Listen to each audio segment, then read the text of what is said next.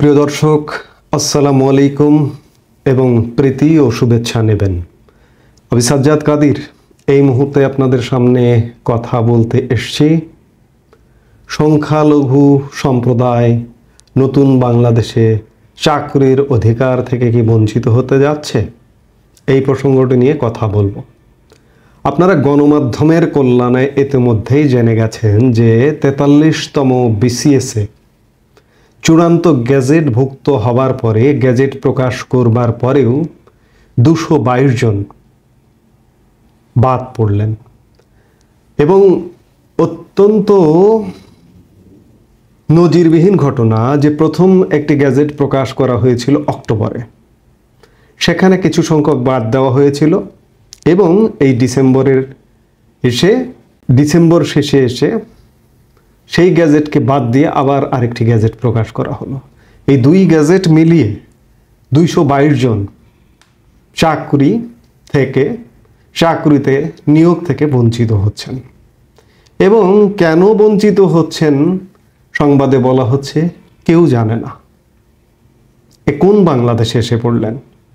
বিশেষ করে সরকারি চাকরিদের নিয়ে এক তুগলকি কাণ্ড শুরু হয়েছে।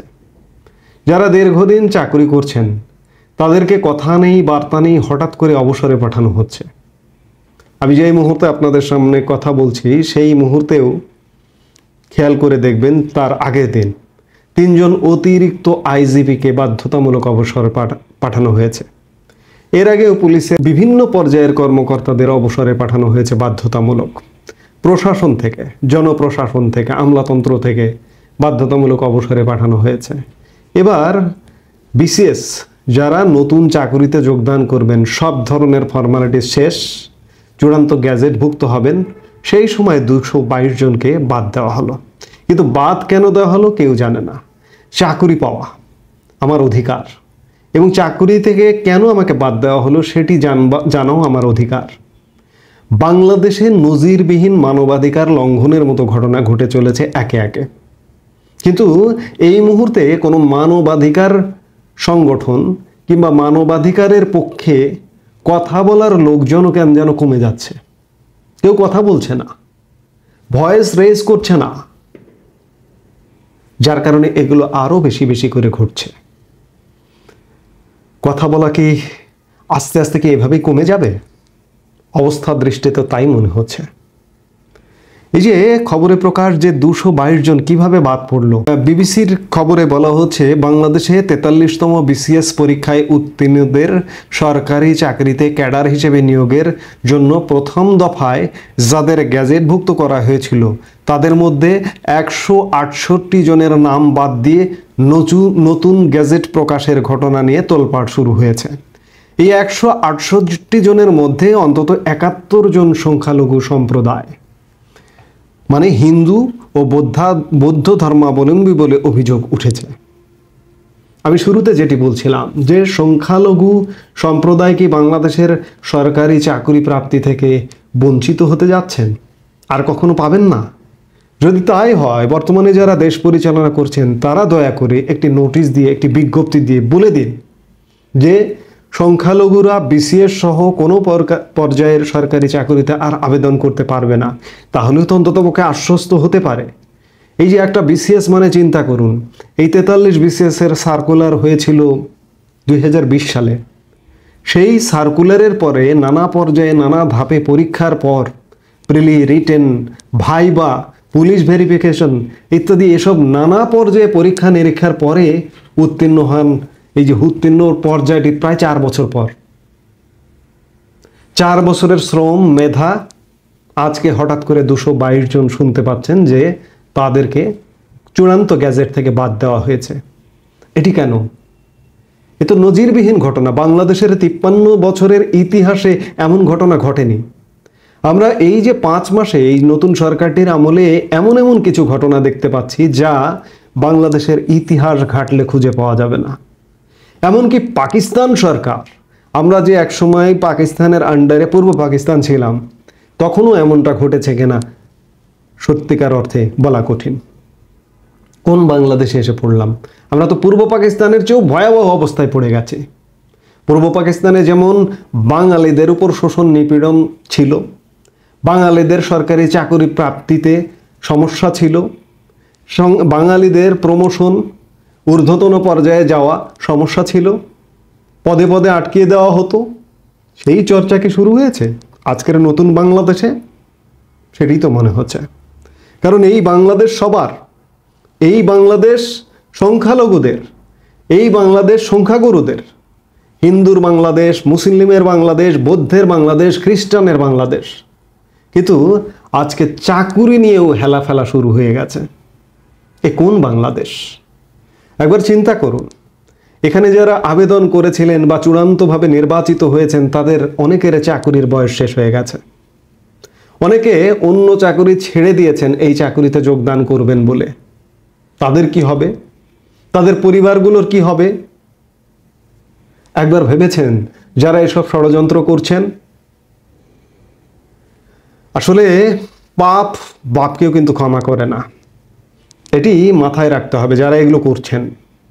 আমার জীবন খুব বেশি দিনের নয়, আমি আমার এই ছোট্ট জীবন থেকে দেখেছি যারা মানুষের উপর অন্যায় করে, জুলুম করে, তাদের জীবনে কি ভয়াবহ দুর্যোগ নেমে আসে আমি আমার জীবন থেকে দেখেছি। কাজেই আপনারা যারা এরকম জুলুম করছেন, অত্যাচার করছেন, জালিমের আসনে আসীন হয়েছেন, তারা দয়া করে সাবধান হয়ে যান। কারণ মহান আল্লাহ রাব্বুল আলামিন সর্বোচ্চ বিচারক, সর্বোচ্চ পরিকল্পনাকারী। তিনি কিন্তু আপনাদের ছেড়ে দেবেন না। ছাড় দেন কিন্তু ছেড়ে দেন না। এই যে মানুষের রিজিক কেড়ে নিচ্ছেন, রিজিক আল্লাহ বলেন যে একটা রিজিক যদি বন্ধ হয়ে যায় আরও অনেকগুলো দরজা, রিজিকের দরজা খুলে যায়। এই যে যাদেরকে বঞ্চিত করলেন তাদের নিশ্চয়ই আল্লাহ বিকল্প রিজিকের ব্যবস্থা রেখেছেন।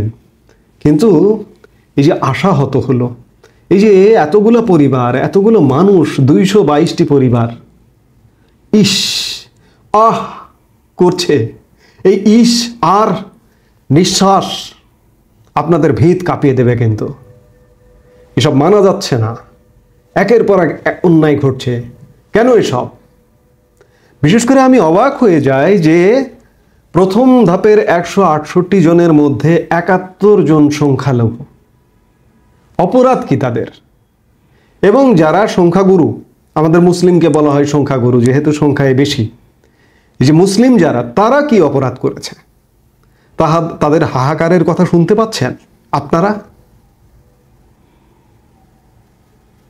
ছোট্ট শামুকেও কিন্তু পা কাটে। এই যে এভাবে দেনা বাড়াচ্ছেন, দায় বাড়াচ্ছেন, প্রশাসন এমনি, জনপ্রশাসন এমনি কিন্তু সংক্ষুব্ধ, যে কোনো সময় ফুঁসে উঠবে। আপনারা যারা সরকার চালাচ্ছেন, আপনাদের দায়িত্ব দেশটা একটা বিশৃঙ্খলার মধ্যে গেছে, একটি শৃঙ্খলায় নিয়ে আসা এবং প্রয়োজনীয় একটা লিমিটের মধ্যে সংস্কার করে একটা নির্বাচন দিয়ে ফিরে যাওয়া আপনাদের যার যার কর্মে। কিন্তু আপনাদের হাত দিয়ে বা আপনাদের মাধ্যমে, আপনাদের সময়ে এমন এমন কিছু কাজ হচ্ছে যা ভয়ানক রকমের ন্যাক্কারজনক। আজকে বিসিএস কোয়ালিফাই করেছে, সকল ধাপ পেরিয়ে তাদেরকে বাদ দিচ্ছেন। অথচ খবরে প্রকাশ কুমিল্লা বিশ্ববিদ্যালয়ে এক শিবির নেতার চাকুরিতে আবেদনের, শিক্ষক হিসেবে আবেদনের যে ক্রাইটেরিয়া দেওয়া হয়েছে, মানদণ্ড দেওয়া হয়েছে, সেই মানদণ্ড অনুযায়ী যোগ্যতাই নেই, তাকে পরীক্ষার জন্য ডাকা হয়েছে। আসলে এগুলো কি হচ্ছে? বাংলাদেশের মানুষকে বুঝতে হবে কি হচ্ছে। আর সময় নেই, আরো বড় ক্ষতি হয়ে যাবে। আরো বড় ক্ষতি হবার আগে আমাদের প্রতিবাদ করতে হবে। আমরা কারো বিরোধিতা করছি না, এই সরকার চলে যান, বিদায় হন ইত্যাদি না, কিন্তু বিষয়গুলো খারাপ হচ্ছে। এই যে এই ঘটনাটি ঘটানো হয়েছে, এই যে গ্যাজেট থেকে বাদ দেওয়া হয়েছে, এই ঘটনাটি হয়তো সরকারের উচ্চ পর্যায়েও জানেন না। যারা এই বিশেষ করে গ্যাজেট প্রকাশ এগুলোর সাথে যারা জড়িত, তারাই ষড়যন্ত্রমূলকভাবে বাদ দিচ্ছেন। আপনারা যারা উচ্চ পর্যায়ে আছেন, প্রধান উপদেষ্টা থেকে এবং সংশ্লিষ্ট মন্ত্রণালয়ের দায়িত্বপ্রাপ্ত যারা আছেন, তারা এই বিষয়গুলো খেয়াল করা দরকার। দেশে ভয়াবহ বড় ধরনের একটা বিশৃঙ্খলা যাতে না হয়, যাতে শান্তি প্রতিষ্ঠিত হয়, যাতে ঐক্য প্রতিষ্ঠিত হয়, যাতে আপনার একটা সুন্দর সুষ্ঠু অবাধ নির্বাচন করে নির্বাচিত প্রতিনিধি রাজনৈতিক দলের হাতে ক্ষমতা ছেড়ে দিয়ে যেতে পারেন। কিন্তু এই যে একের পর এক যদি গর্ত খোঁড়েন, গর্ত খুঁড়তে দেন, তাহলে ভয়াবহ পরিণতির দিকে যাবে। কারণ আপনারা এমনি একটি অস্থায়ী সরকার, একটি ইন্টারিম গভর্নমেন্ট, আপনারা চেঞ্জ হয়ে আবার কার কাছে ক্ষমতা যাবে? কে এসে নির্বাচন করবে? সব কিছু মিলিয়ে একটা ভয়াবহ অবস্থা, নানা ক্ষেত্রে অরাজকতা। এই অরাজকতা বন্ধ করতে হবে, নাহলে নির্বাচন করে রাজনৈতিক প্রতিনিধির হাতে, নির্বাচিত প্রতিনিধির হাতে ক্ষমতা হস্তান্তর করা পর্যন্ত টিকে থাকাটাও কিন্তু কঠিন হয়ে যাবে।